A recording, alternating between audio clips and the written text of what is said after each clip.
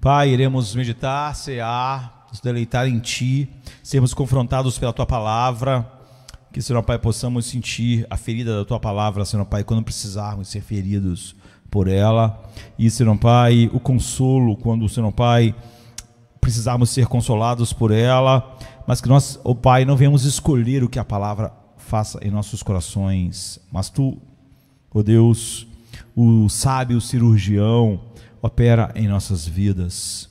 Corte o que precisa ser tirado, Senhor Pai, mas molde-nos pela Tua graça. É o que nós te pedimos em nome de Jesus. Amém. Semana passada, pela manhã, nós vimos que há um grande problema, não é? Na nossa geração, porque muitas pessoas que se dizem cristãs, elas simplesmente não sabem aplicar a verdade de Deus a elas. Então, sermões ou o dia a dia com a palavra de Deus não traz diferença, e elas acham que elas tentam explicar o fato de não haver diferença com argumentos humanistas. Mas nós vimos como Jeremias, diante da maior tragédia, que talvez a gente nunca vai ver em nossas vidas, pôde sentar e com pensamentos obscuros e dizer: quero trazer à memória aquilo que me dá esperança. E nós vimos como ele começa no primeiro degrau, não é? Disso até chegar ao céu. Portanto, Jeremias sabia quem era Deus, e ele podia pensar como um filho de Deus. E então a mudança contínua da palavra estava acontecendo. À noite nós olhamos para a mesma coisa, olhando lá para o apóstolo Paulo, mostrando como com uma escada de Jacó, você pode partir daquilo que é mais baixo até chegar os céus. Só que Jeremias olhou para trás, não é? A memória dele foi para trás. Quero lembrar, a de Paulo foi para frente em Romanos. E eu quero continuar falando sobre a mente e a identidade verdadeiramente cristã, tão oposta à nossa cultura, e o fato de tantos cristãos estarem tão imersos na cultura secular, humanista secular, que eles não sabem mais a diferença. Então, como você sabe se você é pagão ou cristão? Todos aqui vão dizer: somos cristãos. Na verdade, o Ocidente é cristão, e todas as pessoas nas igrejas dirão que é cristão, mas aqui há uma questão de identidade, não é? E nós temos que olhar para isso de várias maneiras diferentes. E quando eu estava pensando a respeito disso, eu lembrei de um personagem chamado Leonard Shelby. E no filme, uma frase é dita: você não sabe quem você é e o que você se tornou desde o acidente, né? o incidente, desde que um fato aconteceu na vida dele, ele não sabe quem ele é. É no filme Memento, não é? Que aqui no Brasil, o Brasil sempre gosta de traduzir, né? A palavra está em latim, portanto podia ser o mesmo nome no mundo inteiro, mas aqui traduzido por Amnésia. O filme é um filme americano no ano 2001, e é um drama de suspense incrível do Christopher Nolan, né? Um dos cineastas que eu mais gosto. O roteiro é do irmão dele, Jonathan Nolan, e ele tem a minha idade, né? O Christopher Nolan, e ele já tinha feito um filme antes desse que fez um certo sucesso, mas não catapultou a carreira dele. Mas o segundo filme dele, que é esse, Memento, fez ele se tornar um dos diretores mais importantes de Hollywood. Os filmes dele já faturaram mais de 5 bilhões de dólares, já foi indicado 26 vezes para Oscar, os filmes dele, e ele ganhou 7 Oscar, né? Então ele se lançou em 98 de maneira independente, e esse segundo filme, Memento, de 2000, também é independente. E eu gosto de vários filmes, né? The Prestige, que aqui no Brasil é O Grande Truque, é um filmaço, né? E também tem a trilogia O Cavaleiro das Trevas, enfim, E nesse filme, memento quer dizer lembrança. Até há uma coisa famosa entre algumas ordens católicas que é chamado de memento mori. Lembre-se que você vai morrer. Então você devia sempre, continuamente viver com essa... Você nunca faria muitas coisas e viveria de maneira diferente se você sempre tivesse com essa lembrança, não é? Então, memento quer dizer lembrança. E é engraçado que o nome aqui no Brasil é amnésia, mas tem a ver, não é? Já que o problema da pessoa que tem amnésia é exatamente de lembrança. E Leonard Shelby, ele tenta encontrar o assassino da sua esposa, não é? A esposa dele foi assassinada e estuprada e assassinada, e ele já estava envolvido em algumas situações que envolvia a memória, já que ele trabalhava com seguros e às vezes as pessoas diziam ter determinados problemas e ele tinha que saber se realmente aquilo era real ou não para a pessoa receber o seguro ou não, e alguns problemas eram exatamente assim. E quando ele acorda e ele escuta um barulho, ele vai, anda pela casa e há um assassino, alguém matando a sua esposa, ele atira, não é? Ele ataca o assassino, mas quando ele faz isso, outra pessoa, não é, bate na cabeça dele, e ele tem então uma amnésia anterógrada, que faz, às vezes você pode ter mais de um tipo de amnésia, não é? Ele acaba tendo parte da outra também, que você não lembra o passado, mas você fica com o que é a amnésia anterógrada, é que você não consegue guardar mais do que alguns minutos de memória. Ou seja, acontece algo, daqui a meia hora você não lembra mais. E acontece novos fatos, não é? E daqui a meia hora você não lembra mais. Assim é a amnésia anterógrada, e o Shelby fica com isso. Só que ele quer se vingar do assassino da sua esposa. E o filme é bem bolado, complicado, né? E tem uma parte do filme que é em preto e branco, tem uma parte que é a cores, e a parte que é preta e branca está vindo na ordem cronológica. E a parte a cores, se eu não me engano, está vindo na parte contrária, e vai se juntar no final do filme. Então começa com ele matando alguém que ele acha ser a pessoa que matou a sua esposa. E essa parte então do filme vai andar na ordem cronológica e a outra na ordem oposta, para no final se resolver. Então o filme é bem complicado, e é por isso que foi o filme que catapultou o Nolan. E o que acontece é que ele, para revelar, para descobrir quem matou a esposa, ele tem esse problema de amnésia, que ele sempre esquece. Então como é que ele vai fazer? Cada coisa que ele descobre, meia hora depois ele não lembra mais. Então ele começa a encher de polaroids, de anotações. Ele aprendeu lá nas coisas anteriores da sua vida, trabalhando com pessoas que tiveram problemas na mente de alguma forma e iam ou não receber seguro. Ele, num determinado caso lá também complexo que ele tinha visto, ele viu como aquela pessoa, como a amnésia trouxe determinadas coisas, e como aquela pessoa tentou resolver. E ele tenta então, através de tatuagens, anotações, polaroids, ir montando o quebra-cabeça, e tudo que ele descobre agora ele tem que anotar e fazer, porque daqui a meia hora ele sabe que ele não vai lembrar, ele vai ter que olhar de novo. Mas infelizmente há muitos personagens duvidosos no filme Memento, e esses personagens, percebendo tudo isso, é uma trama complicada, eles mentem, plantam coisas e mentem sobre o seu passado, sua identidade e suas intenções. Então, na verdade, Memento, ele se diverte fazendo Christopher Nolan, né? Ele se diverte fazendo malabarismo com os conceitos de identidade e verdade.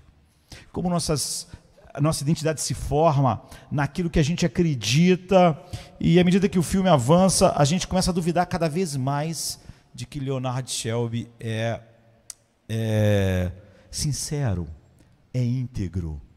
Nós começamos a ficar confusos se ele realmente é a pessoa que nós achamos que ele é. E ele está dizendo a verdade? Quem ele realmente é? E em uma cena-chave, Ted, o amigo dele, um amigo desonesto, né, de Leonard Shelby, ele diz: você não sabe mais quem você é. E ele diz: sim, eu sei quem eu sou. Eu sou Leonard Shelby, eu sou de São Francisco. E ele diz: esse era você antes. Talvez seja a hora de você começar a investigar você mesmo. Quem você é? Não é? E segue-se toda uma série de revelações sobre Leonardo que a gente não sabia antes, que levam a ele questionar a identidade que ele forjou. Porque ele teve que ir descobrindo quem ele mesmo era e montando quebra-cabeças, mas ele mesmo já não sabe mais quem ele é, não é? E então ele passa por uma crise de identidade que vai levar a um fim trágico. Eu sei que isso parece spoiler, mas não estraga não. Tudo porque ele é incapaz de lembrar quem ele é. Toda a história é porque ele não sabe quem ele é. É porque tudo que ele guarda ali, sobre o assassinato da sua esposa, sobre o que aconteceu, como o filme começa com ele matando a pessoa que ele achou que tinha, ou seja, depois da sua investigação, começa o filme com ele matando a pessoa que tinha matado a sua esposa, e agora sim não foi. Não é? Porque, como eu disse, a parte preto e branco está indo na ordem cronológica e né, normal, e a outra está andando ao contrário. Enfim, por que Memento é importante? Porque está jogando exatamente com isso, com você saber a sua identidade, quem você é de verdade. Será que você se conhece? Será que você sabe quem é? Eu fiz a pergunta no início: você é um pagão ou um cristão? Você sabe quem é? Você conhece a sua identidade? Nós cristãos somos muito parecidos, eu diria, com Leonard Shelby. E quando eu via a trama, isso não podia sair da minha cabeça. Nós também temos o nosso problema estranho, como ele, e nós continuamos esquecendo quem nós somos em Cristo, ou se nós somos alguém em Cristo. E é porque nós não sabemos quem nós somos, é que nós agimos com uma confusão de identidade, agimos como se realmente nós somos apenas um homem natural. Então nós recorremos ao humanismo secular, tentando resolver problemas da nossa alma, mas às vezes a gente acha que talvez por algumas tatuagens, polaroides, anotações, que nós somos cristãos. Então nós temos uma identidade de Cristo ou nós temos uma identidade humanista secular? E nós continuamente esquecemos que se somos ou estamos em Cristo e preenchemos esse vazio, construindo nossa identidade com coisas que não são verdadeiras formadoras de identidade. Porque nós queremos descobrir, como Shelby, quem nós somos, e muitas vezes nós perguntamos, como Leonardo, né, Shelby, quem eu sou? E essa é uma questão fundamental que destaca as nossas crenças, porque aquilo que nós realmente acreditamos molda a nossa identidade. A sua identidade ela pode ser moldada de N coisas e N coisas falsas. Eu posso construir uma identidade sobre o sucesso. Eu estava orando, falando sobre um homem que disse, come, bebe. Ele se achava um sucesso, ele construiu uma identidade assim. Mas você vê que Deus falou para ele assim, louco, essa é a tua identidade, você é um louco. Você não sabe quem você é. É como se Deus estivesse falando, você é Leonard Shelby, você fez toda uma colagem para construir uma identidade, mas está tudo errado. Você sabe quem você é? Você sabe qual é a direção que você está indo? Então, Paulo, um dos lugares onde mais fala sobre isso é em Efésios, e depois outros dias eu vou voltar a isso, porque dezenas de vezes Paulo fala em Cristo.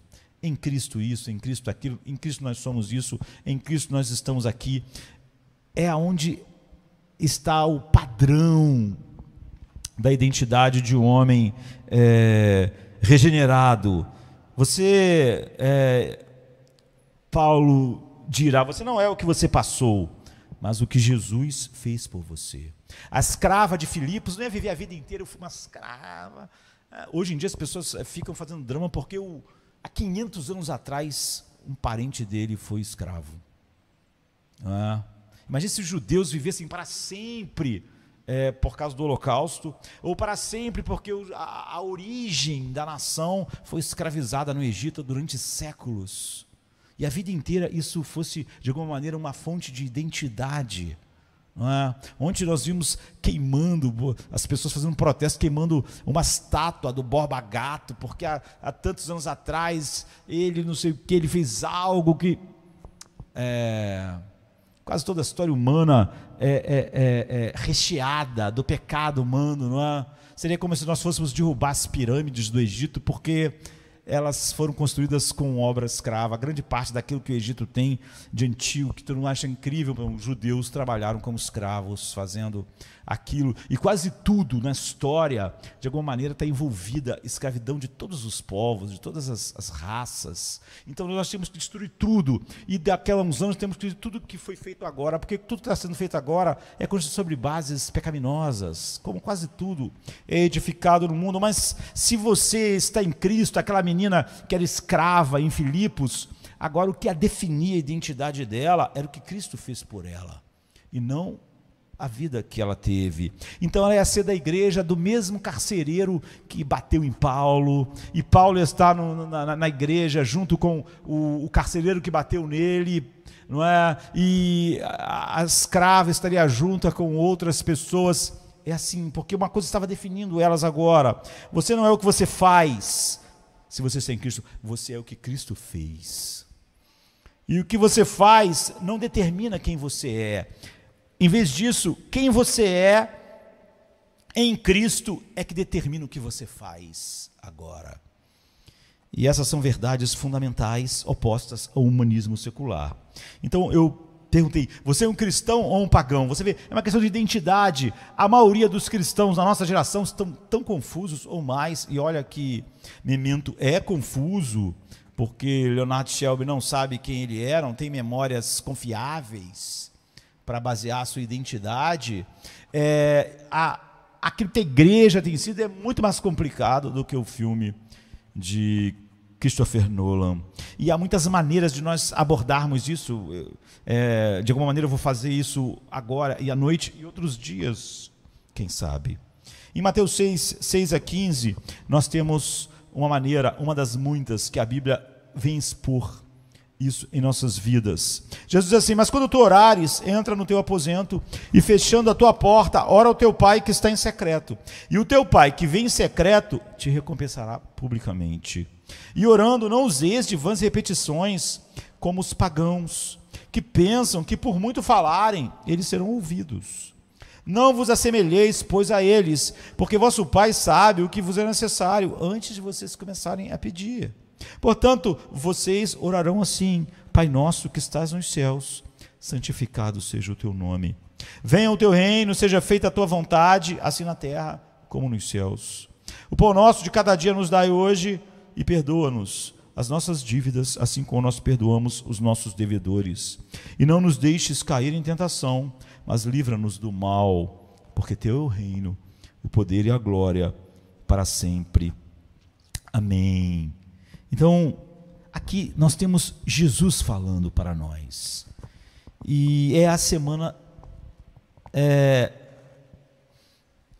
da Páscoa. Não ele está indo morrer e ressuscitar, e porque Jesus é um Salvador ressuscitado e não apenas um mestre que veio a esse mundo nos ensinar verdades para nós colocarmos em prática, veio aqui porque nós somos totalmente escravizados, nascidos sob o pecado e filhos da ira. Nós podemos dizer que Jesus, de certa forma, não aponta o caminho para Deus. Jesus não faz isso. Jesus não nos aponta um caminho para Deus e diz: está vendo? Esse é o caminho, vocês vão ter que... Ele não aponta o caminho para Deus, ele é o caminho para Deus. Ou vocês vão chegar a Deus, é a essência, através de mim, do que eu fiz, do que eu sou, ou vocês nunca vão chegar. Não há nada que vocês possam fazer para chegar a Deus. Por isso nós estamos celebrando a ceia nesta manhã, porque o caminho para chegar a Deus não é um caminho que Jesus apontou, façam isso, façam aquilo, se esforcem aqui, disciplina ali, e vocês vão estar indo nesse caminho que eu estou delineando para Deus. Ele não está apontando para esse caminho, ele está dizendo, eu sou o caminho. Ninguém vai ao Pai a não ser por mim, não é a não ser pelos meus conselhos. Não é? Então nessa passagem, ele nos mostra essa realidade. Nós sabemos que ele só é o caminho porque ele ressuscitou. Não é? Nenhuma das coisas que nos levam a Deus em Cristo seriam realidade se ele não ressuscitou. Se ele tivesse vivido, ensinado várias coisas perfeitas e morrido, então nós estaremos perdidos para sempre. Nessa passagem ele nos mostra que se isso é verdade, se ele não apenas nos aponta o caminho para Deus, se ele é o caminho para Deus, porque ele é o Cordeiro que carregou as nossas iniquidades e ressuscitou para nos dar vida e justiça, isso significa que para os cristãos a oração é um processo único. A oração dos cristãos não tem nenhuma relação com qualquer tipo de prece ou oração que nenhuma religião já fez. É radicalmente diferente do que é para as religiões e outras filosofias, e assim por diante. A oração, queridos, é algo universal. Nunca se achou um povo, uma tribo, uma cultura que não houvesse oração. Esse negócio de tentar abafar e dizer que Deus não existe é uma coisa muito, muito contínua, que tem que ser ensinada ao homem e forçada. É tão antirracional que funciona muito pouco. Mesmo no mundo totalmente secular como o nosso, a grande, vasta maioria acredita em algum tipo de Deus e oração. Então oração é uma coisa universal. Na verdade, sempre que eles fazem uma pesquisa sobre quantas pessoas oram, é surpreendente a quantidade de pessoas que oram de algum momento, de alguma forma, em alguma situação. E existem muitas maneiras de orar. Jesus aqui nos mostra que existe uma maneira de orar que ele chama de pagã. Quando vocês orarem, não façam como os pagãos. E então existe uma maneira de se orar que é uma maneira cristã. Todas as outras maneiras de se orar são pagãs. E uma única maneira de se orar é cristã. Ele diz, quando você orar, não seja como os pagãos. Porque você pode ser como os pagãos quando ora. Você tem que ter certeza de que você não é um pagão quando está orando. E quando nós pensamos em pagãos, imediatamente hoje a palavra foi perdendo um pouco o seu peso, o significado. Nós pensamos em pessoas não religiosas. Esse cara é um pagão, esse cara não quer nada, não é? E começaram a chamar de pagão as crianças que não eram batizadas, né, no Ocidente. Então ficou a ideia de que o pagão é aquele cara que não é irreligioso, sem nada. Mas a palavra pagão hoje tende a significar então uma pessoa sem nenhum limite, sem nenhum código moral e cético, né? Mas eu admito que todos nós, algumas vezes, usamos a palavra com esse significado, mas não é o que Jesus está usando aqui e não é o significado que você vai ver na Bíblia. Ele está falando sobre pessoas que oram o tempo todo. Os pagãos tinham um monte de deuses. Os gregos, os romanos, o povo da Babilônia, os assírios, eles tinham um monte de deuses, eles oravam o tempo todo. E é óbvio, o público de Jesus ali, fariseus, não eram pagãos, mas também oravam o tempo todo. A questão não é se eles... Porque a questão aqui não é se você falar para mim ou falar para Jesus. Não, nós oramos a Deus, nós oramos... Eu sou cristão. A questão não é essa. A questão é, você é ou não?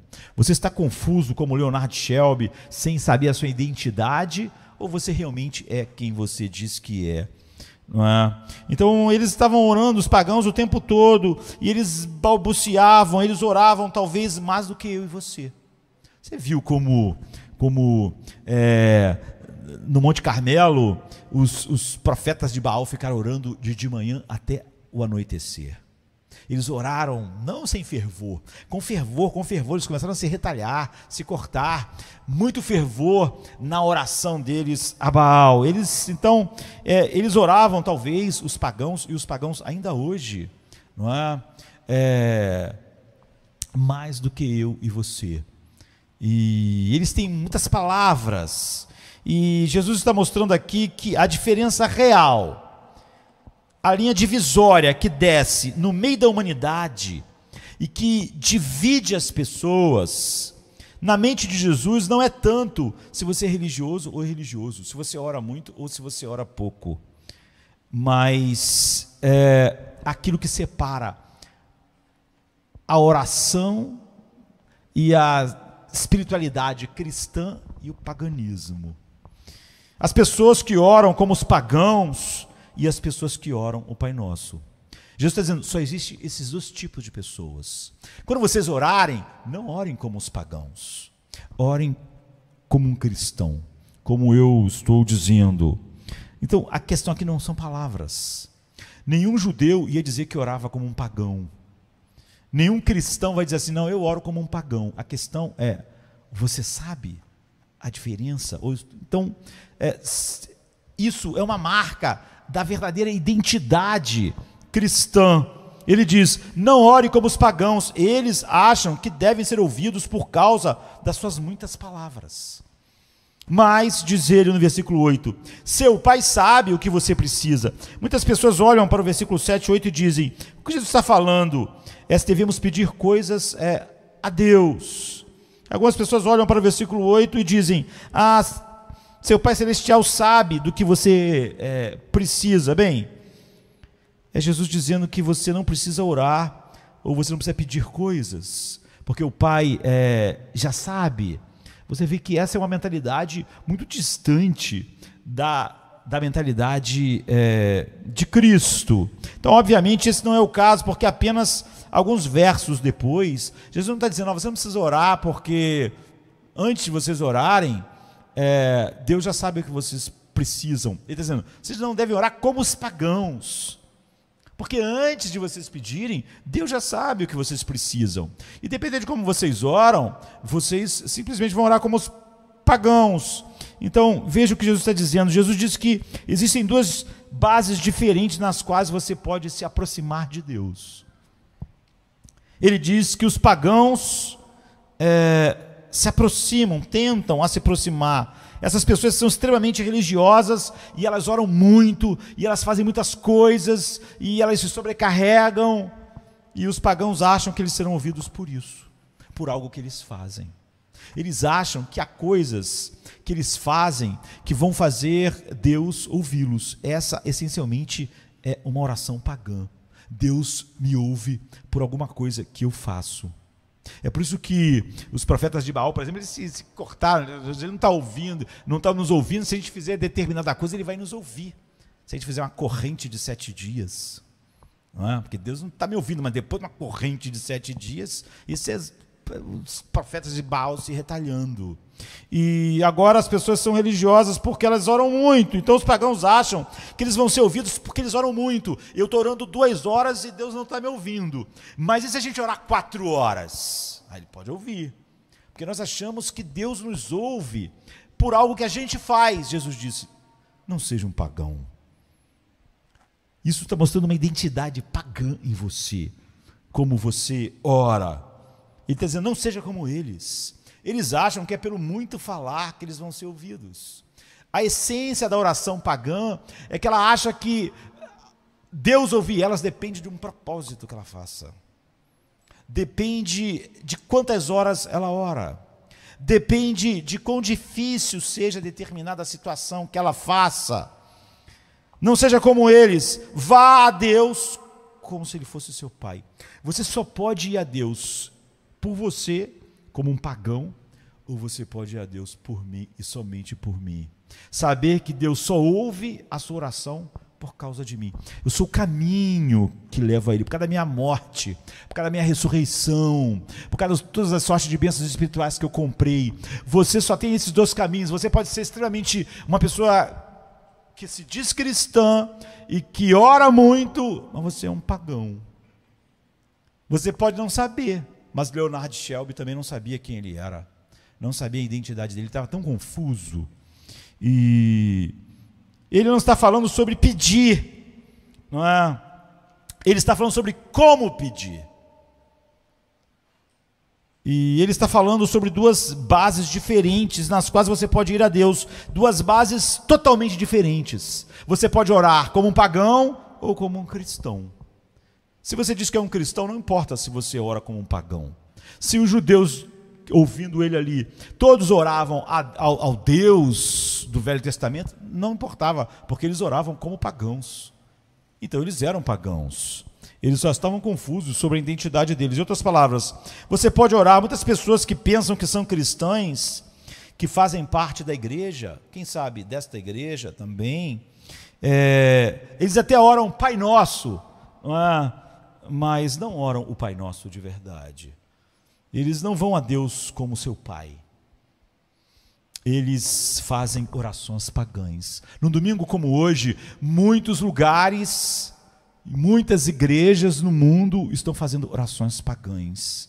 É um ajuntamento pagão. Na verdade, eles, em certo sentido, têm um relacionamento pagão com Deus. Jesus disse que a chave qual é a causa pela qual você será ouvido. Essa é a chave. Quando você ora a Deus, quando você vai a Deus, o que você acha, qual é a razão pela qual eu sou ouvido, vai determinar se você é pagão ou cristão. Se você está orando como um pagão ou se você ora como um cristão, qual é a sua identidade? Não é o que você diz. Nós temos que olhar para nós mesmos. Ir à igreja, estar no culto, como hoje aqui, não faz de você necessariamente um cristão. Você pode ter feito tudo que nós fizemos como um pagão. Ser religioso, estar muito ocupado, muitas coisas, ministério, orar como, sei lá, uma tempestade de tanta intensidade. Essas coisas não dizem se você é um cristão. Não dizem se a oração é cristã. Você tem que dizer por que você acha que Deus está te ouvindo. Por que você acha que Ele ouve e o que te move então a orar? Essa é a questão de Jesus. Os pagãos acham que estão sendo ouvidos por motivos centrados neles, pelos que eles estão fazendo. E os cristãos acham que estão sendo ouvidos por um motivo diferente. O cristão acha que está sendo ouvido, o pagão acha que está sendo ouvido por um motivo, e o cristão acha que está sendo ouvido por um motivo totalmente diferente. Isso faz com que a oração dos cristãos e dos pagãos, mesmo dos pagãos cristãos, sejam totalmente diferentes. Quais são as duas razões diferentes? Eu quero olhar para elas com vocês. Existem duas maneiras. A oração pagã, que envolve todo o paganismo, e eu diria a maioria dos cristãos dos nossos dias, e existe a oração cristã. Só existe, na verdade, dois tipos de oração. Por isso que Jesus disse, quando vocês orarem, não façam como os pagãos. Existe essa forma de orar, existe essa forma de orar. Não existe outra forma de orar. Há muitas pessoas que podem orar, mas é muito diferente daquelas que realmente oram sabendo, Pai Nosso que estás nos céus. E vamos dar uma olhada nisso. Em primeiro lugar, vamos tentar entender a verdadeira base da oração sobre a qual Jesus fala. Então, tentaremos empregar essa verdadeira base, visto que Cristo ressuscitou, Ele nos dá um modelo da sua ressurreição para orar. É só pelo estar consumado e pela declaração do Pai de que isso é verdade, ressuscitando dentre os mortos, que você pode orar. Você não pode receber nada que Ele não tenha comprado com o seu sangue. Você não pode receber nada de Deus, nem a aceitação, nem ouvir a sua oração, nem receber uma resposta, a não ser baseado somente no que Ele fez. Em oposição ao modelo pagão de orar, que acredita que algo que eu faço faz Deus me ouvir. Então essa é a oração do Senhor. A gente vai dar uma olhada por essa passagem, não é? E como eu disse, eu vou olhar hoje de manhã e hoje à noite, e outros dias nós vamos voltar a esse tema da identidade, não necessariamente falando a respeito desse texto. E o grande acesso que nós temos ao Pai é apenas porque Cristo ressuscitou. Ele não apenas é um professor que morreu e nos deixou uma grande herança de sabedoria para como chegarmos a Deus, nos mostrando o caminho. Ele mesmo, o Cristo ressuscitado, é o único caminho. E nós temos esse tremendo acesso a Deus. Qual o tremendo acesso? Qual o tremendo acesso que Josemar tem a Deus? Não há nada no Josemar. O tremendo acesso que ele tem a Deus é Jesus Cristo. É o caminho. Isso não é uma coisa vaga, é o que ele fez, o que ele comprou, o que ele fez na cruz. É o único acesso. O que é isso? Vamos entender a base adequada para a oração, então veremos como empregar ou usar essa base e vermos se nós somos pagãos ou cristãos. Em primeiro lugar, a compreensão. No versículo 7 e 8 está falando sobre duas maneiras diferentes de ir a Deus. Quando você aborda alguém, sabendo ou não, aborda alguém na rua, e na maioria das vezes nós não estamos pensando nisso, não é? Mas sabendo ou não, quando você aborda alguém, você faz suposições implícitas sobre a base com a qual você está abordando aquela pessoa. Quando você aborda alguém na rua, então, você, mesmo que você não pense, você está se baseando em suposições implícitas para a abordagem. Quando você aborda alguém para uma troca, para uma interação, qualquer pessoa para dar ou para receber, você tem que ter alguma base sobre a qual você está abordando aquela pessoa. Quando você vai a Deus, você tem que ter uma base para abordar Ele. Mas em todas as abordagens é assim.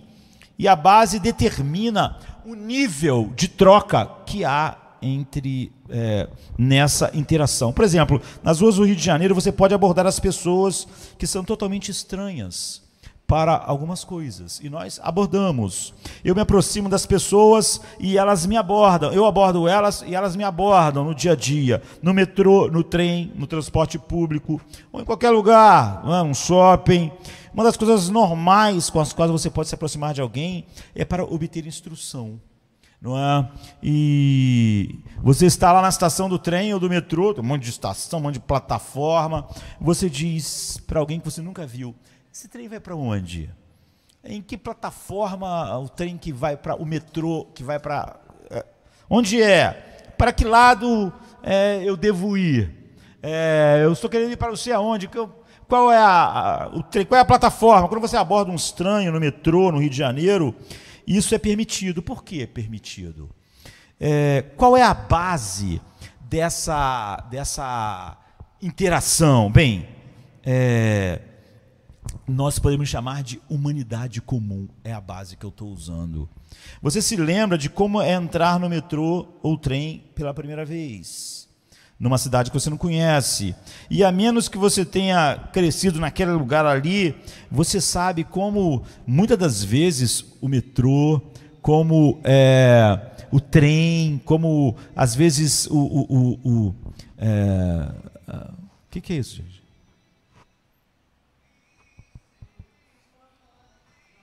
Eu estou estudando uma música.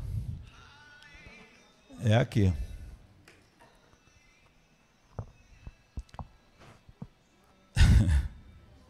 Eu pensei que estava escutando os anjos. Está cantando ali. Amém, aleluia. Os anjos cantam aleluia. Eu falei, pronto. Antes de terminar, eu vou estar no céu. Aqui não vou terminar isso, gente.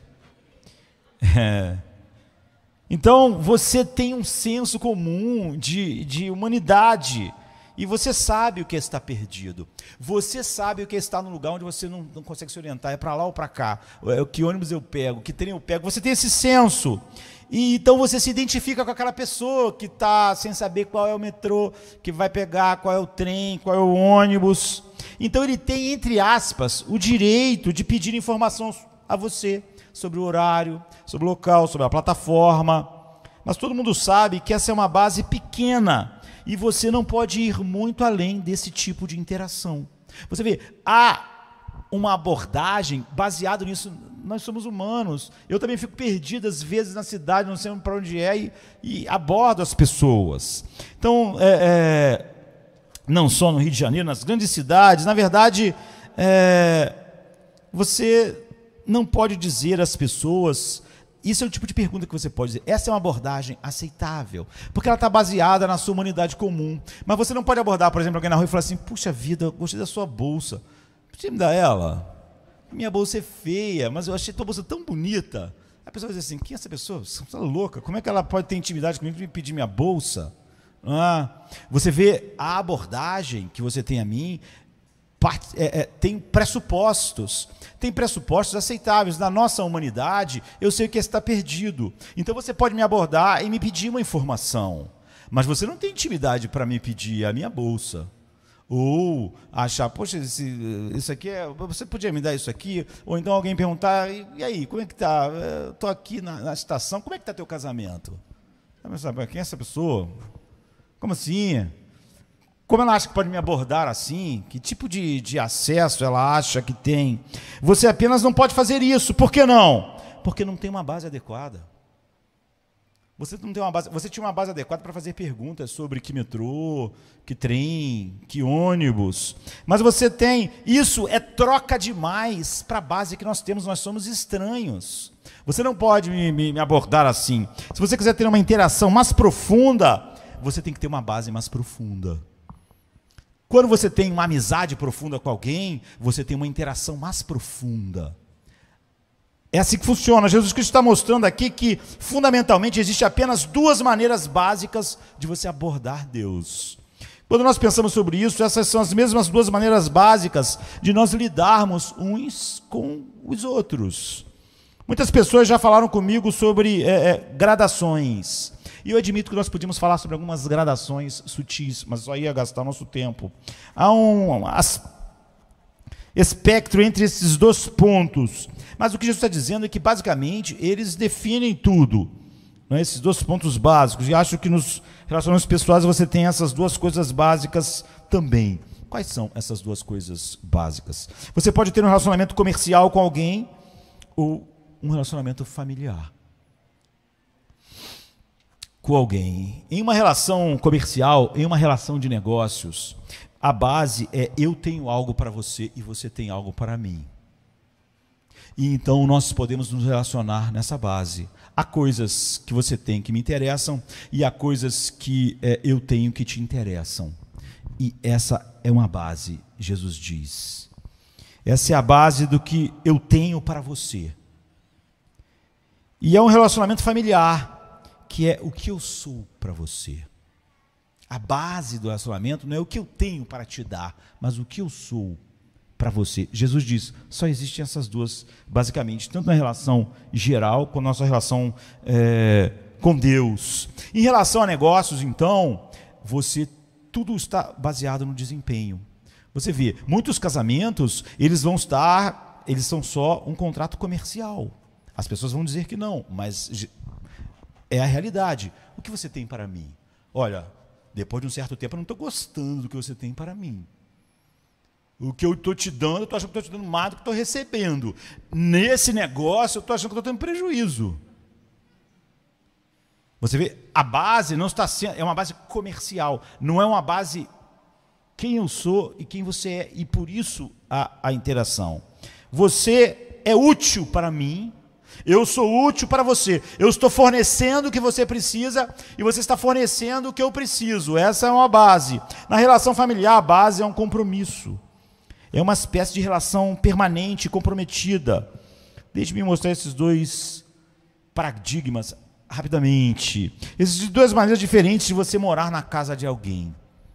Talvez existam algumas gradações, como eu falei, mas elas são muito tênues e nós gastaremos tempo à toa. Você pode morar na casa de alguém como um pensionista, ou, quero dizer, são meios normais, né? Há meios mais estranhos, que não temos tempo de abordar. Alguém dirá, posso pensar em exceções, eu também, mas elas não vão fazer diferença por fim. Então, eu vou mostrar algumas delas futuramente. Geralmente você mora na casa de alguém como um pensionista ou como parte da família. É assim. E, por exemplo, você pode morar em uma casa como pensionista e o proprietário na casa é então o seu senhorio. Muitas pessoas fazem isso, tem uma casa grande, alugam quartos, enfim. Você pode ter um relacionamento muito bom com essa pessoa. Essa pessoa pode ser maravilhosa e uma pessoa muito legal, desde que você pague o aluguel. e respeite as regras da pensão. Então é muito bom, muito legal, muito amigo, mas a base do relacionamento é comercial. Você é uma pessoa maravilhosa, ela também é, mas se passar o primeiro mês, você não pagou. Segundo mês não pagou, o relacionamento começa a ficar assim, ó, peraí.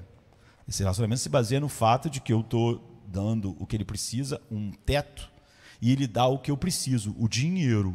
Se isso não está funcionando, nada mais vai funcionar. Existem regras para o inquilino, existe também o senhorio tem certas regras. O senhorio também tem responsabilidade, tem que manter a casa limpa, tem que manter o banheiro funcionando, tem que manter a luz, tem que manter as coisas. E eu tenho que estar em dia com o pagamento e não destruir nada conforme está combinado. Você pode ter um relacionamento muito bom, mas você vê que, apesar de você ter um relacionamento bom, bater papo, a base da abordagem é comercial.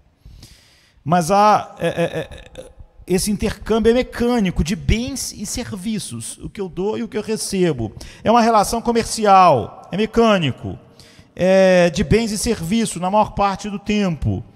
E, na verdade, eu me lembro de uma vez conversar com uma senhora que ela tinha uma casa muito grande e já os filhos já tinham...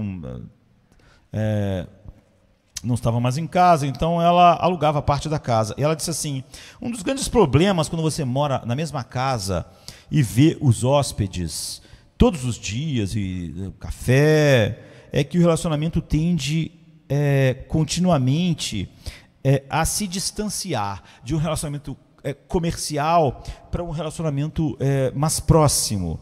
E você começa não apenas a dar bens e serviços, não é? Dinheiro, e o outro dando manutenção, etc. Você começa a ouvir, a pessoa começa a contar seus problemas, a pessoa começa a contar suas dificuldades, você começa a conversar e você começa a fazer uma amizade, ela diz. E ela disse, e eu disse, isso é perigoso, não é? Ela falou assim, não, exatamente. Agora, o que queremos dizer como perigoso? Bem, o que acontece quando você tem que apertar os parafusos? E se você fica amigo, o que acontece quando a pessoa atrasa o primeiro mês e o segundo mês? Não é?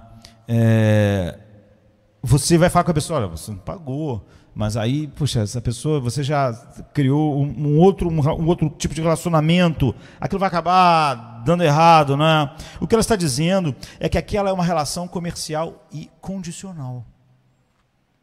E por mais que se desenvolva determinado tipo de proximidade, a relação continua sendo essa, ela vai acabar tendo uma ruptura, porque está se confundindo. Um relacionamento familiar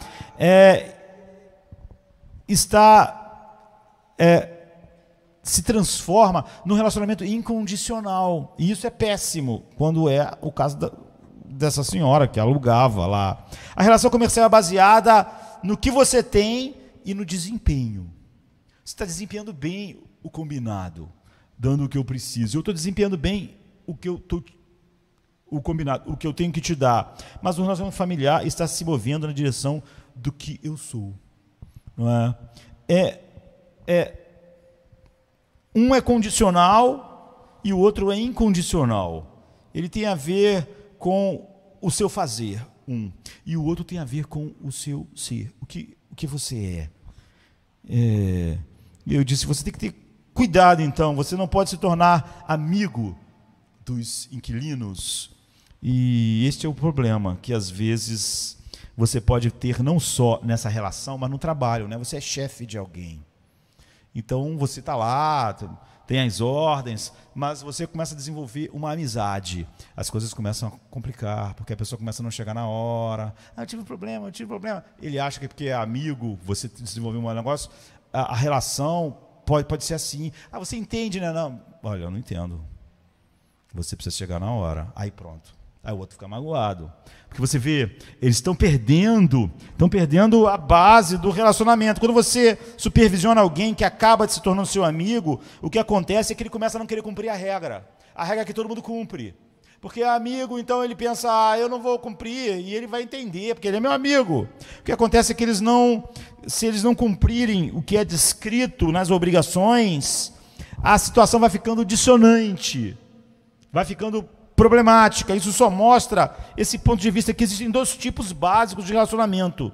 E há uma tensão se eles tendem a se misturar. Então você pode morar na casa que não é nesse tipo de relacionamento. Você mora na casa dos seus pais. Nesse caso, você não é um pensionista, você é um filho. Você é um filho. Agora estamos indo para um outro espectro totalmente diferente.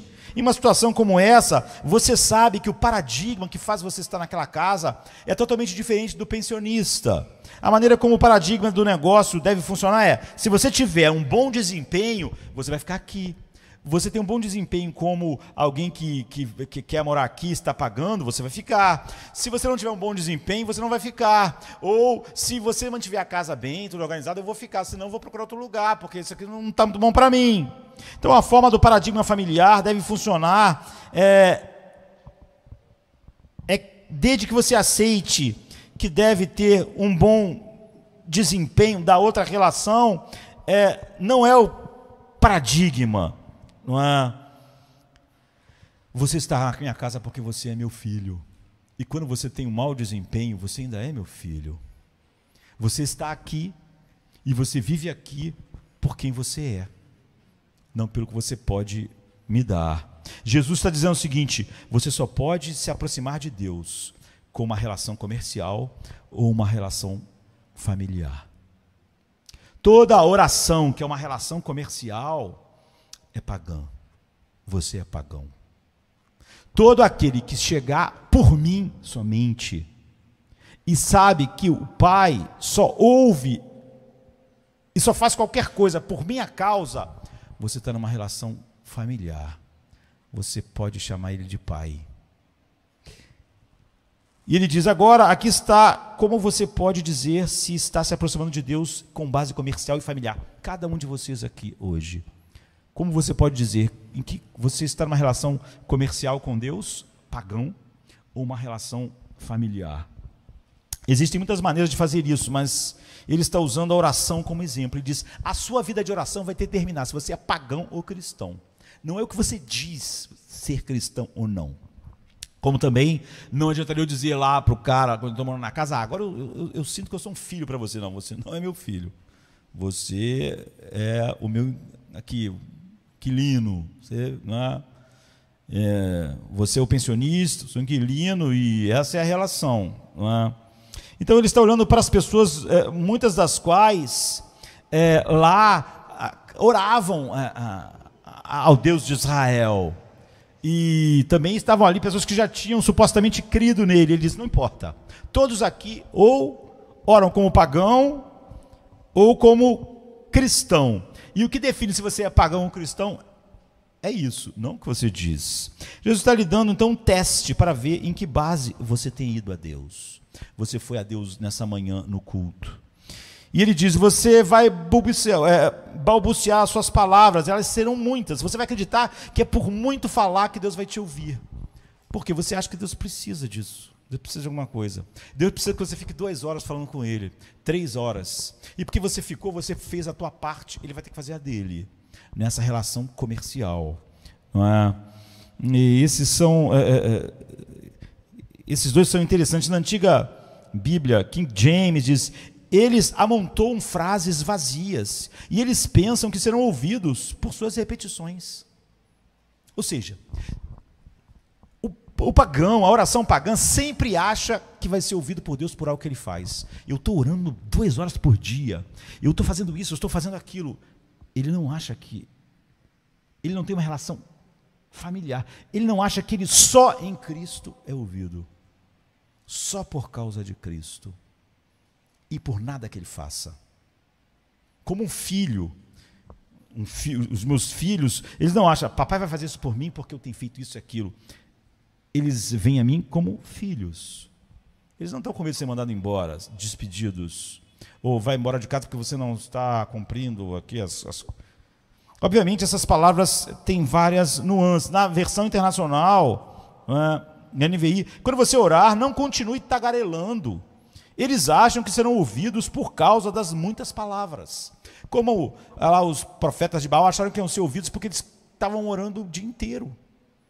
E estavam se retalhando. Você pode não se retalhar, né? Você pode achar que se você ficou de joelhos tantas horas, orou tantas vezes, fez tantas coisas, você já abandonou até alguns pecados e já está se esforçando mais para abandonar outros e se mortificar, então Deus certamente vai ter que te ouvir. Balbuciar é uma palavra grega que significa palavras vazias. A palavra muitas palavras vazias no final da frase significa ansioso. Você está ansioso, o que eu devo fazer para ser ouvido? O que eu preciso fazer mais? Meu Deus, por que Deus não está me ouvindo? Por que Ele não está fazendo o que eu estou querendo? Porque eu já fiz isso, já fiz aquilo, já procurei o pastor, eu já fui na reunião tal, fui lá, pedi para o pastor orar por mim. O que Deus está querendo mais? Para Ele me ouvir finalmente? O que eu tenho que fazer? Você vê, ele acredita que algo que ele faz.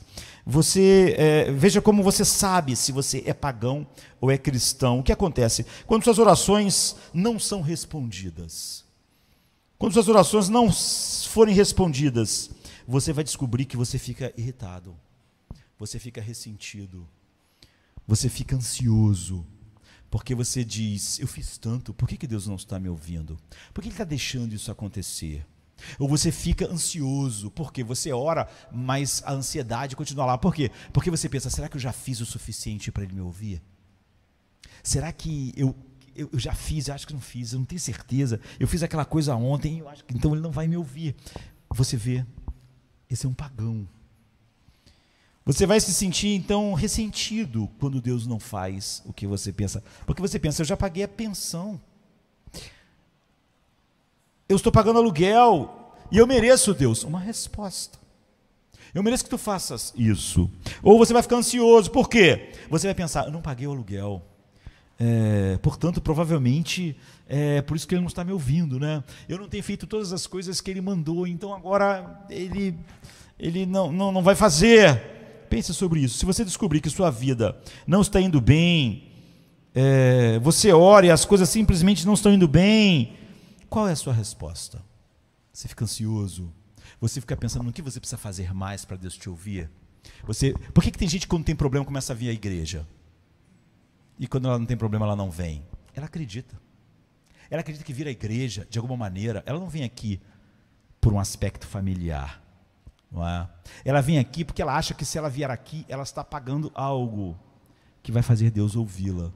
E aí quando ela está com problema ou doente, ela pensa, rapaz, é porque eu não estava indo, é porque eu não estava fazendo, mas agora eu vou fazer, eu vou pagar tudo direitinho para Deus me ajudar. É pagão. Se você ficar ressentido ou se sentir ansioso, se você ficar você vai sentir, Deus não está vindo e eu mereço. E é por isso que você fica ressentido. Por que Deus está deixando isso acontecer? Ou então você vai ficar ansioso, porque você vai dizer, eu tenho feito as coisas, mas será que é suficiente para Ele me ouvir, para Ele fazer o que eu quero? Se você se sente culpado, ansioso, assim, pensa, eu acho que eu estou decepcionando Deus, eu não estou pagando o aluguel, e porque eu não estou pagando o aluguel, então agora as coisas estão saindo do que deviam ser. Em ambos os casos, você prova que você é um pessimista ou não é filho. Você não pode orar, Pai nosso que estás nos céus. Jesus está dizendo, não ore como os pagãos. Ou você, unicamente por mim, se torna um filho, ou você ora como um pagão. Ou você, cristão, e não há nenhuma razão em você para Deus te ouvir, a não ser por causa de mim, que sou o único caminho. Ele não diz a Deus, você vê, eu sou o único caminho. Ele não disse, eu sou no caminho ao Todo-Poderoso, eu sou no caminho ao Altíssimo. É verdade, mas ele diz, eu sou o único caminho para o Pai. Ninguém vai ter Ele como Pai, a não ser por mim. Ele é o Altíssimo de todo mundo. Ele é o Deus Todo-Poderoso de todo mundo. Mas ninguém vai ao Pai, a não ser por mim. Ninguém pode chegar a Ele como filho, a não ser por causa do que eu faço. Então é baseado no seu desempenho. E no dele, você tem seus deveres e Deus tem seus deveres. Você não vê a diferença. Você não vê como é sutil que você pode ser um pagão sem saber. Você não vê por que Jesus está falando para eles, quando vocês orarem, não orem como os pagãos. Uma resposta religiosa diz, Deus, entre na minha vida, seja o meu senhorio, eu farei a minha parte, e você fará a sua. Eu vou me esforçar para ser o melhor possível, e então você faça a sua parte quando for o melhor possível. O cristão é alguém que diz: Deus, por Cristo, eu sou teu filho. Pai nosso que estás nos céus, santificado seja o seu nome. Eu não sou digno de ser chamado. João diz: com que grande amor ele nos amou a ponto de nos chamar de seus filhos. Você está maravilhado. Você é como aquele menino que disse: me faça como um dos seus jornaleiros. Vamos ter, papai, uma relação comercial. Me faça como um dos seus empregados. Eu vou trabalhar para sempre para o Senhor. E o pai disse: você nunca vai ser meu empregado, meu filho. Você é meu filho. Esses são os dois paradigmas diferentes. Você pode estar muito confuso, como Leonard Shelby, qual é a sua identidade. Você pode achar que é um cristão, mas é um pagão. Balbuciar as palavras vazia, fria, impessoal, mecânica. Você vai orar mais quando você tiver problemas. Porque você vai achar que a oração, a mecânica da oração faz Deus responder. Você vai orar mais, você vai pensar: eu estou com um problema, vou ter que orar 1 hora, 2 horas, vou ter que ir ao culto. Eu não tenho problema, eu tenho que orar, eu oro menos. Eu não preciso ir ao culto. Um pagão. Não há amor, não há graça, não há doçura, não há plenitude em sua oração. Você não vai a Deus maravilhado, espantado, como João: com grande amor, tu nos amou a ponto de nos chamar de seus filhos em Cristo. Nos predestinou para sermos conforme a imagem do seu Filho. Nos predestinou para a adoção de filhos. Eu sei que isso é uma coisa assustadora. É uma coisa muito assustadora. Eu sei que muitos de vocês nunca mais talvez pensem em orar, em outro ouvir, porque pensam: olha, eles vão pensar que minha oração não tem fervor do filho. Agora, essa é uma realidade. A sua oração é fria e impessoal. Você as pratica só porque elas é um dever comercial. As pessoas estão sempre perguntando: quanto tempo eu devo orar? Você acha que eu devia orar 2 horas? Quanto tempo eu devo orar? Eu devo participar da reunião de oração? Quantas vezes? Nós devemos fazer uma corrente de oração? Nós devemos orar 3 vezes por semana juntos? Tantas vezes eu tenho que orar? A questão não é essa, não é, queridos? Imagine se, quando tivesse problemas, Daniel orasse 3 vezes por dia. Você teria uma visão clara: Daniel é um pagão. Ele é um judeu, está na Babilônia, mas é um pagão. Daniel não orava 3 vezes por dia porque ele tinha um problema. Ele orava 3 vezes por dia. Não era uma corrente. Não havia nenhum propósito. O propósito é que ele era da família. Ele era um cara que governava um império. Me diga qual é o seu dia. Me diga qual é as suas tarefas. Me desculpe, queridos, você não está nem perto de Daniel. Ele tinha que governar um império. Sabe? Ministro das finanças, ministro da infraestrutura, ministro disso, ministro da guerra. Daniel tinha que resolver isso o tempo inteiro, tomar decisões que ia causar a vida de muitos, morte de muitos. E ele tinha tempo de 3 vezes por dia separar, parar com tudo e orar. E quando foi proibido orar, sob pena de morte, ele foi. Eles estão, pessoas que oram às vezes estão meio irritados, não é? Mesmo que não expressem, porque Deus não está vindo. Eles estão ansiosos, porque eles acham que Deus não vai ouvir eles, porque eles não fizeram o suficiente. Eles estão sempre se sentindo como: eu realmente não mereço, de qualquer maneira, porque eu não tenho vivido legal, então Deus não vai me ouvir. Eu acho que não tem sido um cristão muito bom. Então, ele acreditava que Deus ouvia ele porque ele era um cristão muito bom. Mas agora, ele acha que ele não está sendo um cristão muito bom, então ele está ansioso: Deus não vai me ouvir. Esse cara sempre foi pagão, ele só não sabe. Ele é como o Edward Shell, Leonardo Shelby, né? Eu devo ser uma pessoa horrível. Ele pensa quando Deus não faz o que Ele quer. Eu devo ser uma pessoa horrível, porque Deus está deixando isso acontecer no meu casamento, no meu trabalho, na minha vida. Eu devo ser horrível. Ele era horrível. Deus não ouvia ele porque ele era maravilhoso. Não é? Ele tem uma relação totalmente pagã com Deus.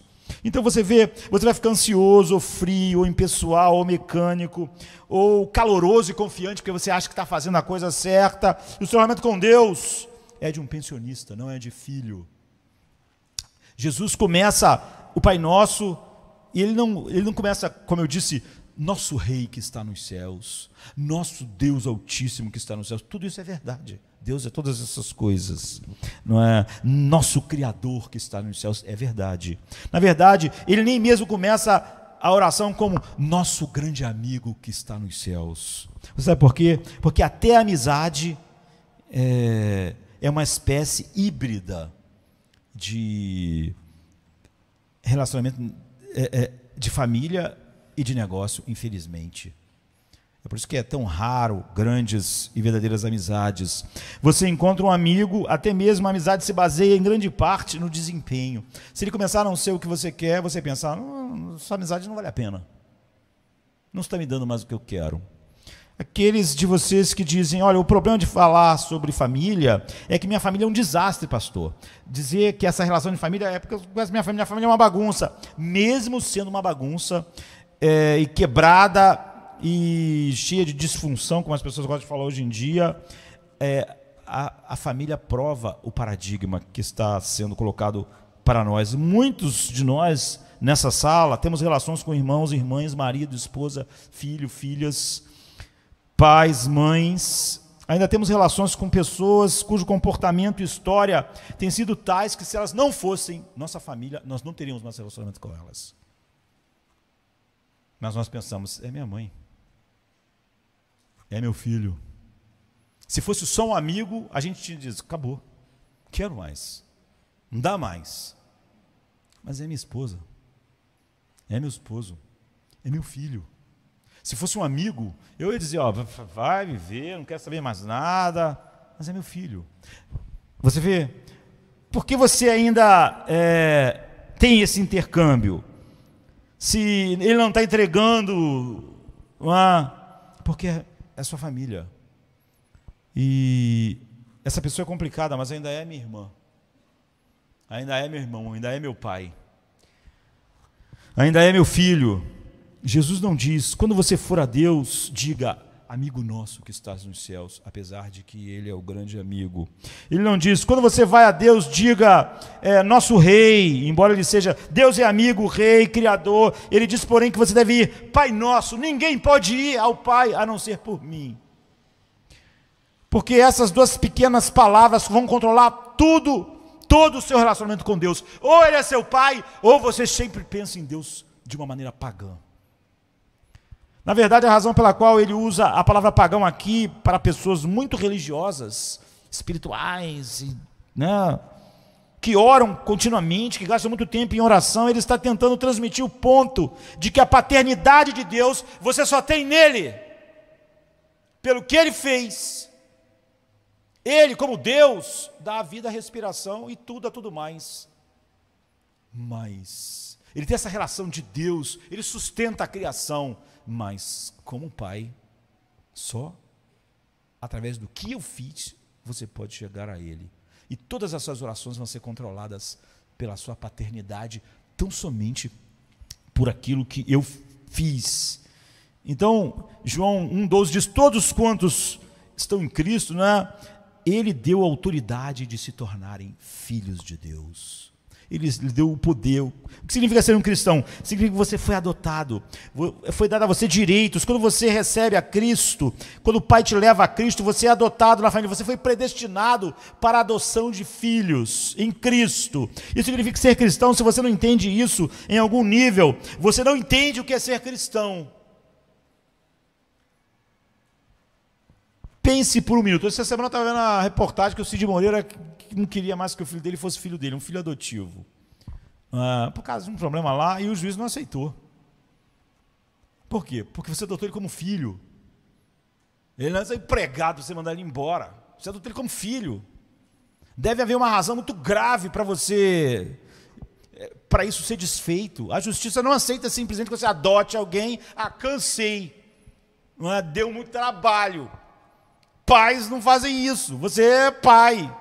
E quando você adotou alguém, você disse que agiria como um pai biológico. Você seria o que um pai biológico é. E pai é pai. Então a justiça não aceita os argumentos do Cid Moreira para o cara de 27 anos, que é adotado desde os 10, não ser mais filho. Não é assim que funciona. A adoção não é resultado dos esforços da criança. Uma criança não se esforçou para ser adotada. A criança, em muitos casos, ela não estava nem buscando. Não que ela não queria, dependendo de uma idade, ser adotada. Mas às vezes ela era um bebê, ela não estava fazendo nada para ser adotada, ela nem sabia que precisava ser adotado. Não é? A adoção é um ato, antes de mais nada, do pai. A adoção é uma mudança na natureza ou no comportamento. Não é uma mudança na natureza ou no comportamento. Imediatamente quando você adota uma criança, não há nenhuma mudança da natureza no comportamento. Pode ser que o amor, o cuidado gerem essas mudanças. Se você adotar uma criança indisciplinada, amar e disciplinar essa criança adequadamente, o comportamento dela mudará, mas não no início. O que muda imediatamente quando eu assinei os papéis? No minuto em que você adota a criança, a mudança essencial não é uma mudança de comportamento ou de natureza, é uma mudança de status, é uma mudança legal. Desse instante, o que significa? Significa que o pai adota legalmente a criança e diz: agora você não é mais alguém que eu mando embora se as coisas ficarem difíceis, se você não se comportar adequadamente. Agora, a relação, o status da relação mudou. Você está aqui. Se você se comportar mal, você ainda vai ser meu filho. Quando você adota alguém, você sabe o que está fazendo. Você está legalmente dizendo: eu prometo respeitar você com todo o compromisso, todo o amor e a aceitação que um pai natural tem pelo seu filho. Um pai natural, que pode ser chamado de fato assim, ele tem afetos que todos os problemas não matam. Não há um momento que ele pense: essa pessoa não é mais meu filho, porque isso não existe. Aquela pessoa é. Jesus disse isso em João 17, ele diz: Pai, quero que os ames como tu me amas. Eu neles e tu em mim, para que eles sejam perfeitos em unidade, e para que o mundo conheça que tu me enviaste, e que você tenha amado a eles como tem amado a mim. Ou seja, eu sou o único filho natural, mas eles são adotados, mas que eles saibam que você os ama como você me ama. Alguns de vocês sabem que se já estão por aqui há muito tempo, não é? Eu não superei essas palavras, eu nunca vou superar, porque isso é incrível. Eu quero que tu ame eles como tu me ama, como o pai ama o filho, infinitamente. É como Deus Pai ama o Filho. Tudo que Ele faz é por causa dele. Quanto o Pai ama Cristo, quando você é adotado, o Pai diz, por decreto, por ação legal, você passa a ser, você passa de não ser um filho, de ser um filho da ira, para ser o meu filho. Um filho de Deus. Ele diz: eu amo você, e agora eu recebo você em Cristo, no meu Filho, e então eu estou comprometido com você, tudo vai cooperar para o seu bem, eu vou fazer todas as coisas. Se você disser, isso é muito fácil, isso mostra que, se você não ficar maravilhado com a graça, você é um pensionista, você não entendeu de verdade, sabe? Ou se você falar assim: o evangelho da graça é muito fácil, você não tem que fazer nada, então você é um pensionista, você é pagão. Essa é o que é incrível na graça, por isso que ela é maravilhosa. O Deus eterno, sem nenhuma razão, a não ser pelo que o seu filho fez, nos chama de filho. E isso, em vez de fazer nós pensarmos: então agora isso nos constrange. Com grande amor, Ele tem nos amado, a ponto, João diz, de nos chamar de filhos. Essa é a razão pela qual Jesus está trazendo essa coisa da oração à tona. Ele quer mostrar a você que a grande diferença entre um pagão e um cristão, entre o muito religioso, não é, e o filho de Deus, é que a relação com Deus nunca mais é comercial. E a oração é uma das coisas que mais mostram isso. Em muitos casos, os cristãos são pessoas que costumavam ser irreligiosas ou eram muito religiosas antes, como Paulo, por exemplo. Mas, quando você vê quando você não vê Cristo como alguém que te aponta em como ser ouvido pelo Pai, em o que você deve fazer para chegar, como você sabe que Ele é o único caminho para o Pai, ou seja, a única maneira que você é filho de Deus é nele, a única maneira que Deus te ouve como Pai é nele, e que não há nenhuma relação comercial entre você e Deus, então você é um cristão, não simplesmente com nomenclatura, né? Ele diz, ele morreu a morte que eu deveria ter morrido, é o que nós pensamos, é o que vamos tomar da ceia agora, né? Ele viveu a vida que eu deveria ter vivido, sobre sua morte e vida eu baseio tudo, cada oração, quanto tempo eu oro, tudo é por causa dele, o amor dele me constrange, ele me colocou na família, ele que é o herdeiro de todas as coisas, me fez co-herdeiro com o seu filho, e eu não fiz nada para isso, eu não fiz nada, eu nunca vou ao meu Pai baseado numa coisa que eu fiz, eu sempre estou baseado somente no que o Filho de Deus fez. Você entende? Se você fizer isso, o que Jesus Cristo diz é assim que você ora. Se você não ora assim, se isso não caracteriza a sua vida de oração, você é pagão. Não ore como os pagãos. Você começa com a doutrina da adoção, você deve sentar-se e saturar-se com o fato de que foi legalmente adotado por Deus, pelo ato de Deus, por somente o que Cristo fez e o que o Espírito Santo está fazendo, e nada pelo que você fez.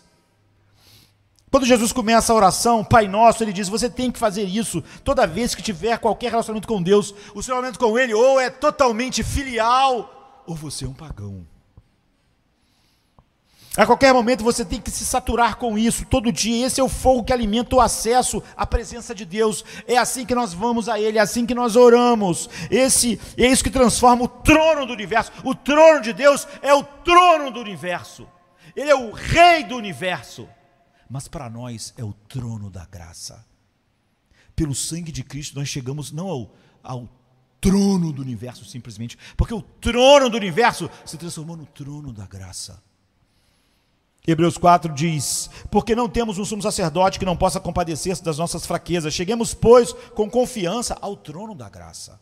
Ao trono do grande rei você não chegaria com confiança, mas é o trono da graça.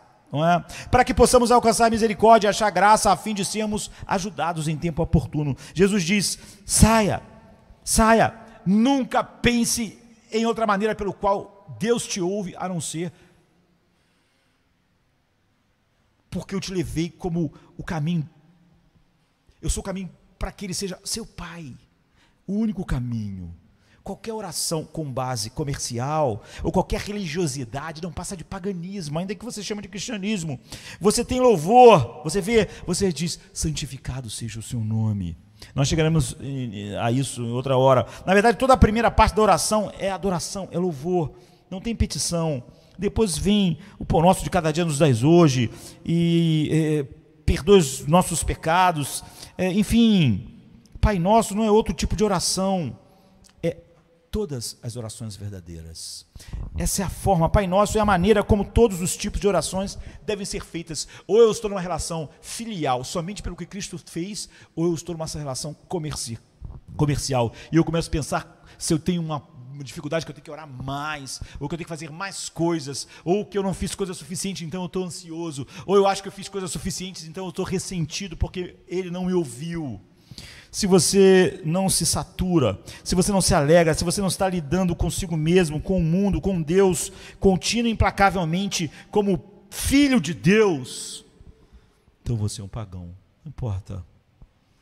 Jesus disse que se você não entende o que oração pode ser, você é como a senhora que morreu na pobreza, tendo um quadro que valia milhões no porão da casa. Ela não achava que valia a pena, aquilo estava lá jogado, ela não sabia nada a respeito. Ele diz, pessoas assim não conhecem nada a respeito do reino. Então, para encerrarmos, infelizmente, em primeiro lugar, a oração é familiar, é uma maneira pela qual você adora a Deus. Da mesma forma que te leva à verdadeira adoração, percebendo que tudo que você tem, você está tão maravilhado, você só tem essas coisas em Cristo. E então 1 João 3,1 diz, com grande amor que o Pai tem derramado sobre nós, para que nós sejamos chamados filhos de Deus. Essa palavra grande é uma pequena palavra grega, potapos, que significa de que instância vem o amor de Deus. Um cristão é alguém que acha que o amor de Deus é miraculoso, é maravilhoso, porque ele sabe que ele não merece nenhum amor de Deus. Ele está espantado. Que amor é esse que me chamou de filho, que me predestinou para filhos de adoção? Um cristão nunca acha normal, sou filho de Deus, porque isso seria uma oração, uma reação de um coração pagão, né? Ele acha que merece de alguma maneira estar na família de Deus ou pertencer a Deus por algo que ele é ou ele fez. Um cristão é alguém que olha para si mesmo e diz: é um milagre. Ser um cristão é um milagre. Eu ser um cristão é um milagre. Só Jesus podia fazer isso com o seu sacrifício perfeito. Existe então um espírito de admiração na nossa adoração, no nosso culto. Existe uma certa continuidade, constância. Se você é um pensionista e não um cristão, o louvor não é natural. Não é? Você não fica louvando o seu patrão porque ele te pagou no final do mês. Não, eu fiz meu trabalho, ele tem que me pagar. Se não pagar, eu vou na justiça. Está errado. Não é? Um pensionista pode ir a Deus e sentar-se com sua lista de coisas que ele deseja e achar que a oração é isso. Ele dá essa lista, ele pensa que ele está vivendo uma vida que ele merece receber aquilo. Se ele não receber, ele vai ficar chateado, ou então ele vai ficar ansioso porque ele acha que não fez o suficiente. Você sabe, porque esse é um sinal revelador de que alguém é um pagão e não um cristão. Essa pessoa confundiu a sua identidade. Ela não sabe que ela não é diferente do mundo que está à sua volta. E a menos que você seja filho, sabe que um filho se regozija porque, ao contrário de um hóspede, a adoração é um elemento essencial. Um cristão entende que a razão de ser cristão e amado por Deus é um presente totalmente gratuito. É isso que impulsiona a adoração todo o tempo. É por isso que no culto é aquilo que está acima de tudo, é por isso que na eternidade está acima de tudo. A adoração é esse espanto com quem Ele é, com quem eu sou e que tipo de graça me levou a esse status. O pensionista, ele acredita que estão pagando o aluguel. O louvor nunca é uma coisa, nunca há um amazing grace, nunca há uma graça maravilhosa no coração dele que leva ele à adoração. Porque ele acha que ele tem feito coisas, não é só pelo que Cristo fez. Se ele soubesse realmente que foi só pelo que Cristo fez, então o amor de Cristo o constrangeria. Então, quando recebem uma resposta à oração, os hóspedes dizem: claro que eu recebi. Claro que eu recebia, claro que eu tenho esse bom emprego, claro que eu tenho essa casa, claro que eu tenho essa família. Poxa, eu sou uma pessoa íntegra, uma pessoa trabalhadora, sou uma pessoa que tem feito as coisas direito. Ora como aquele cara: Deus, obrigado, porque eu não sou como os demais homens. Um pagão, parecia muito espiritual. Quando um cristão tem uma oração respondida, o cristão diz: incrível, como é que Deus pode me responder? Como é que o Deus eterno pode responder a mim? Por causa de Cristo, porque Ele me predestinou para a adoção de filhos. Eu merecia nada, nenhuma resposta, a não ser sua ira, mas Ele está ouvindo minha voz. Só o fato de Deus nos ouvir já era motivo para orar. Só o fato do meu pai, eu ter um pai e ele me ouvir, já não é um motivo para me conversar com ele.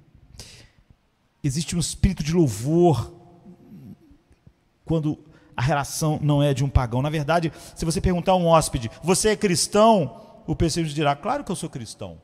Esse que é o problema de ser pagão. O pagão vai achar que é cristão. Mas quando você pergunta a um cristão: você é um cristão? Ele disse: por incrível que pareça, eu sou. Sabe? O verdadeiro filho de Deus, ele diz: por incrível que pareça, eu sou filho de Deus. É inacreditável eu ser filho de Deus. É um milagre eu ser filho de Deus, mas eu sou. Eu não consigo acreditar. Todo dia de manhã eu acordo e louvo a Deus porque eu não consigo acreditar de que agora eu sou filho de Deus. Um cristão diz: é incrível, mas é verdade. É um milagre. Por isso João está dizendo: que maravilha ele nos chamar de seus filhos. Se você trabalhou duro a semana toda e alguém lhe dá o seu cheque de pagamento, você não diz: que milagre, que maravilha, eu estou maravilhado. Não estou maravilhado nada, não é? Mas, porque você vai dizer: eu trabalhei muito por isso. Mas se não houver contemplação sobre sua vida, se quando Deus fizer algo bom para você, ou alguma resposta vier à sua oração, se você não estiver continuamente em um espírito de admiração, se você não estiver continuamente em um espírito de louvor, você sabe o que isso significa? Você é um pensionista, você é um pagão. Você não está muito maravilhado com o que Deus faz, porque você acha que Ele faz isso em resposta a alguma coisa que você fez. você não é um cristão. Está aqui o porquê. A diferença entre um pagão e um cristão: pagãos e cristãos se arrependem dos seus pecados e oram. Os pagãos sabem que têm pecados. Os fariseus achavam que tinham pecado. Paulo, o grande fariseu, pedia perdão por pecado, oferecia os sacrifícios. A diferença entre um pagão e um cristão é que os cristãos se arrependem não só dos seus pecados, mas das suas injustiças. Ele sabe que tudo que ele faz de bom deixa ele tão distante de Deus quanto sempre devia estar. E que se ele está próximo de Deus, é tão somente por causa daquilo que Cristo fez. Os pagãos, porém, eles não se arrependem da sua retidão. Eles acham que tem retidão. E eles acham que é a retidão deles que está fazendo Deus fazer coisas por eles. E é a retidão deles que faz Deus ouvir eles. E é por isso que quando eles não estão muito retos, eles ficam ansiosos, porque eles pensam: Deus não vai me ouvir, porque Deus estava me ouvindo porque eu era uma pessoa excelente. Mas agora eu não estou tão excelente como eu era excelente. Pagão. O cristão sabe que até mesmo suas melhores ações ficam aquém. É maravilhoso. Que amor é esse que me chamou de filho, me adotou? Esses cristãos pagãos estão pagando aluguel, eles esperam que a sua vida corra bem. Se não correr bem, eles ficam bravos ou então deprimidos, e eles ficam mal-humorados, eles ficam irritados. Isso mostra que eles nunca foram a Deus como um pai. Vamos amar, cantar e nos maravilhar, louvar ao Senhor em silêncio forte como o trovão, diz um hino antigo, porque Ele apagou a chama do Sinai, e isso é maravilhoso. Essa é a linguagem do coração cristão. Como pode ser que eu deva ganhar, diz um outro hino, um interesse no sangue do Salvador? Ele morreu por mim, que causei todas as suas dores, por mim, por quem ele foi perseguido até a morte pela ira infinita. Que amor incrível! Sem Pai Nosso, não há santificado seja o seu nome, queridos. Esse interesse pela santificação do nome dele é só quando nós realmente somos cristãos e ele é nosso Pai. Quanto você gosta de louvar? Quão natural é o louvor na sua vida? Isso mostra se você é um pensionista ou um filho. Petição. Eu vou encerrar aqui. O pão nosso de cada dia nos dai hoje. Observe que Jesus não diz: nos dê o pão semanal, nos dê o nosso pão mensal. Ele diz diariamente. O que significa? Jesus Cristo, do começo ao fim, não apenas aqui, mas em todos os lugares, ele diz que a parte da vida do cristão é levar suas necessidades a Deus. Ele diz em Lucas 11: seja persistente, não chegue envergonhado, mas com ousadia, com temor por quem ele é, mas com ousadia. Por quê? Porque você não está indo a ele em seu nome, você está indo a ele como o seu Pai, você está indo a ele por mim, é através de mim que você vai. Então você pode ter, apesar de quem você é, essa santa ousadia. Jesus nos diz para irmos a Deus e orar por cada pequena coisa. Você não vai a um rei importante para pedir coisas pequenas, mas se ele é seu Pai, você vai. Jesus disse para você fazer isso em Lucas 15. Você vê Abraão fazendo isso, você vê Moisés, você vê Davi, porque nós, pelo único caminho que nos leva a Ele como Pai, estamos lá maravilhados. E Ele é santo. Ele disse para Moisés: tire o sapato dos seus pés, porque o lugar que você pisa é santo. Ninguém podia tocar o monte Sinai, senão ia morrer. Mas ao mesmo tempo você tem um trono da graça. Outro dia eu vi a princesa, que vai ser a mulher do rei da Inglaterra, pegando o filhinho dela e dando uma bronca nele, né? Depois eu vi ele chorando no colo dela. Então, só um filho pode ir chorando para o colo da rainha, queridos, sabe? Pode ir lá pedir ao rei para ligar a televisão para ele. Você não pede essas coisas ao rei. Você não pode pedir: rei, dá para ligar a televisão aí que eu quero ver um negócio? Quem é esse cara? Quem é esse plebeu aqui no meio do negócio? Mas o filho do rei, você vê, ele pode pedir coisas mínimas. Poxa, pai, eu queria... Faz isso para mim, pai, põe um copo d'água. E o rei pega. Por quê? Porque é filho. Nenhuma outra religião ou paganismo ousaria dizer a você: não tenha vergonha, faça conhecido todos os vossos pedidos a Deus, e a paz de Deus que excede a todo entendimento. Você não precisa esconder nada, porque você é filho. Vá até Ele para cada pequena necessidade. Todas as religiões diriam: Ele é um grande Deus, é grande demais. Você não pode ir com essas coisas para para eles. Certa vez eu estava conversando com os muçulmanos e eles estavam dizendo, não, nós não chamamos Deus de Pai, nós não podemos chegar assim porque Ele é grande demais, está vendo? Nós temos essa ideia de que Deus é santíssimo e é verdade, mas Ele só tem essa. Mas nós podemos chegar com confiança no trono da graça, porque Ele é nosso Pai. Então, não há uma relação comercial e... Então você vai estar sempre dependendo do seu desempenho, você não vai ter paz, mas o filho, ele pede ao pai, e a paz de Deus que excede a todo entendimento guardará a sua mente, porque ele não pediu a um monarca que vai analisar a sua vida. Você sabe, ele me ama, ele é meu pai, e quando ele diz não, os filhos sabem que os pais sabem mais do que eles não ficam ressentidos. Eles sabem que o pai sabe mais, que o pai compreende mais e que o pai fará tudo para o que seja melhor para eles. Então, quando Deus não responde, não pensa, é porque eu não fiz o que devia fazer, é porque eu não estou pagando a minha parte. Eu sei que o Pai que está no céu sabe das minhas necessidades antes de eu pedir. Ele me ama, Ele está fazendo todas as coisas cooperar para o meu bem. Quando Deus diz não, eu não fico ressentido, não é? Eu sei que o seu amor paternal está sobre mim e que Ele é esse Deus todo-poderoso que não pode ser frustrado no que Ele decidiu fazer a meu respeito. Então você vê, há muitas pessoas hoje que estão pior do que o Leonard Shelby no filme Memento. Eles não sabem quem eles são. Eles se acham cristãos, mas são pagãos.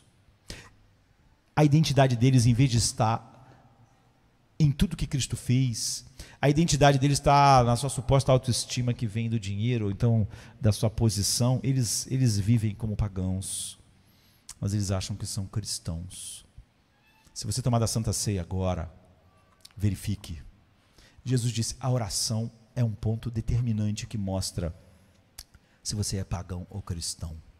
Se você foi um dia ao Pai pelo único caminho, que sou eu, pelo meu sangue, e tudo que recebe é por causa disso, ou se você acha que vai a Ele por alguma coisa que você fez, então você vai a Ele exatamente como os pagãos vão, supostamente, a Deus.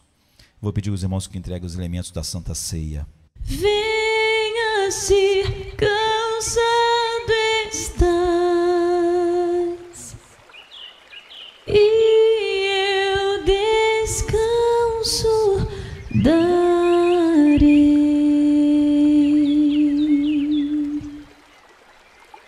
Tu descansarás.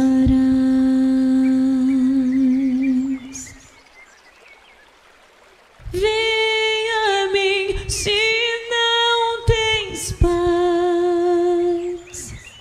e eu darei paz sem fim. Terás paz sem fim. O meu jugo é leve, o meu fardo graça dá. Tome tua cruz, te darei.